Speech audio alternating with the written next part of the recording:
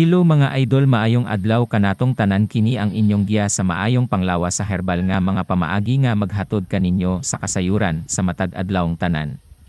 Kung bag-o ka pa lang sa akong channel, please follow and subscribe para updated ka sa tanang mga videos.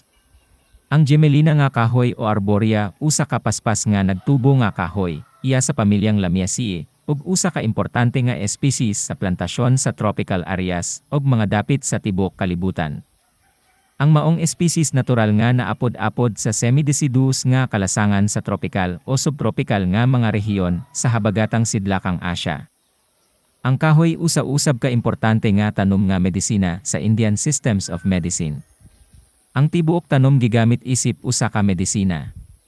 Kini astringent, mapait, digestive, cardiotonic, diuretic, laxative, pulmonary ug nervine tonic. Nagpauswag kini sa digestion ug memory, makatabang sa pagbuntog sa pagkahilo ug mapuslanon kini sa burning sensation, hilanat, kauhaw, pagkaluya, mga sakit sa kasing-kasing, mga sakit sa nerbiyos ug piles. Ang mga gamot nini acrid, bittersweet in taste, stomachic, tonic, laxative, ug antihelmintic. Ang mga bulak nini tamis, makapabugnaw, mapait, astringent ug acrid, ug gigamit sa pagtambal sa sanla ug mga sakit sa panit.